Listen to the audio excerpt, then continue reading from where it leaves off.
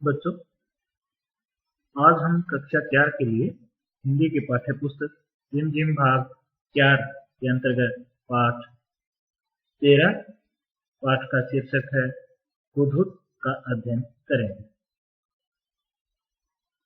तो चलिए इस पाठ का मैं आदर्श वाचन करता हूँ। आप लोग उसे ध्यान से सुनेंगे और उसके बाद फिर आप अपने से उसका अभ्यास करेंगे। हुदहुद। हुदहुद को कलगी कैसे मिली? एक बार सुलेमान नाम के बादशाह आकाश में उड़ने वाले अपने उड़न खटोले पर बैठे कहीं जा रहे थे।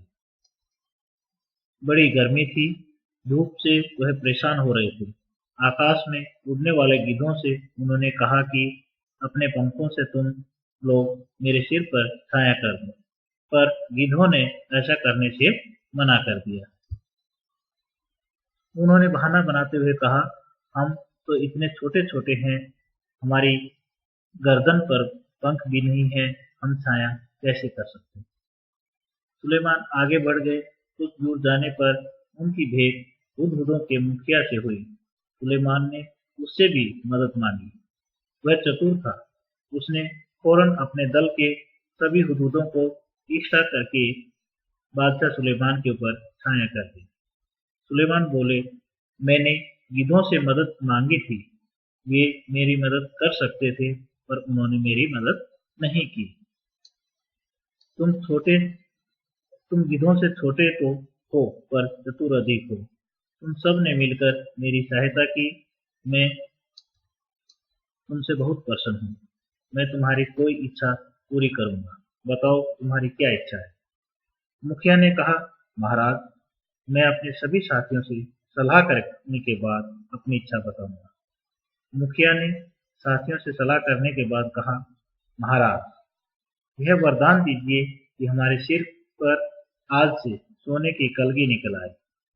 बादशाह हंसे और बोले, मुखिया, इसका फल क्या होगा, यह तुमने सोच लिया है? मुखिया बोला, हाँ महाराज, मैंने खूब परामर्श करके यह वर मांगा है। सुलेमान ने प्रार्थना स्वीकार कर ली। सभी हुदहुदों के सिर पर सोने की कलगी निकल आई। लोगों ने सोने की कलगी को देखा तो वो हुदहुदों के पीछे पड़ गए। तीर से उन्हें मार मार कर सोना इकट्ठा करने लगे। हुदहुदों का वंश समाप्त होने पर आ गया। तब मुखिया घबराकर बादशाह सुलेमान के पास पहुंचा और बोला, इस सोने की कलगी के कारण तो हमारा वंश ही समाप्त हो जाएगा।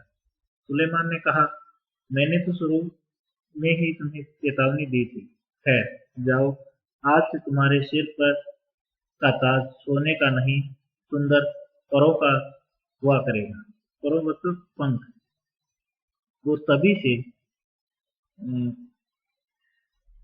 हुदहुदों के सिर पर परों का यह ताज शोभा पा रहा है। ताज मतलब कलगी, जो सिर के ऊपर बच्चों ये जो दिखाई दे रही है, यहाँ पर अभी पंखों की कलगी है। हुदहुद एक बहुत ही सुंदर पक्षी है। इसके शरीर का सबसे सुंदर भाग इसके सिर की कलगी होती है। वैसे तो यह इसे समेटे रहता है, पर जैसे ही किसी तरह की आवाज होती है, ये चौकन्ना होकर परों को फैला लेता है। तब यह कलगी देखने में हूबहू किसी सुंदर पंछी जैसी लगती है। इसी कलगी के बारे में तुमने अभी एक सुंदर कहानी पढ़ी। बच्चों, ये हुदहुद है और इसके ऊपर ये जो पंखों की एक सुंदर सी कलगी है, इसी के बारे में हमने पढ़ा कि किस प्रकार हुदहुद के सिर पर ये कलगी आई। और ये आमतौर पर इसको समेटे रहता है, लेकिन जब एक कुछ आवाज होती है तो इसको करना हो जाता है और इसको फैला लेता है। उस समय ये एक सुंदर पंखी की तरह दिखाई देती है। हुदहुद का सारा शरीर रंग बिरंगा और चटकीला होता है। पंख काले काले होते हैं, जिन पर मोटी सफेद धारियां बनी होती हैं। गर्दन का अगला हिस्सा बादामी रंग का होता है। चोटी भी बादामी रंग की होती है, मगर उसके सिरे काले और सफेद होते हैं। दुम का भीतरी हिस्सा सफेद और बाहरी हिस्सा काले रंग का होता है। दोनों वस्तु समझते होगी। चोंच चोंच पतली, लंबी तथा तीखी होती है। इस चोंच से यह आसानी से जमीन के भीतर छिपे हुए कीड़े मकोड़ों को ढूंढ निकालता है। इसकी चोंच नाखून काटने वाली मेहरनी से बहुत मिलती है और शायद इसीलिए कहीं कहीं इसे अजामिन चिड़िया के नाम से भी पुकारते हैं। हुदहुद हमारे देश के सभी भागों में पाए जाते हैं।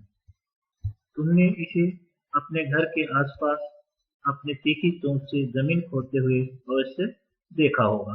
बोलते समय यह 3 बार कूक कूक कूक सा कुछ कहता है, इसीलिए इसे अंग्रेजी में कूक कूक कहा जाता है। हिंदी में इसे हुदहुद कहते हैं। दूध में कीड़ा ढूंढने के कारण हमारे देश में कहीं कहीं इसे पदुबया भी कहते हैं और सुंदर कलगी की वजह से कुछ देशों में लोग इसे शाह सुलेमान कहकर पुकारते हैं। मादा हुदहुद 3 से 10 तक अंडे देती है। जब तक बच्चे अंडे से बाहर नहीं निकल जाते, वह अंडों पर बैठी रहती है और हटती नहीं।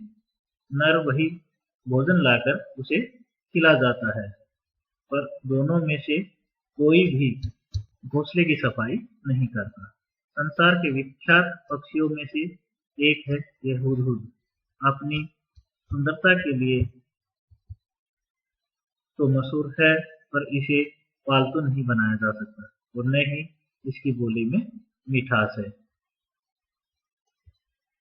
तो बच्चों, ये थी कहानी हुदहुद की कि किस प्रकार हुदहुद के सिर पर कलगी आई, हुदहुद की शरीर की बनावट कैसी है, हुदहुद का रंग कैसा है और उसकी दूसरी क्या खासियत है।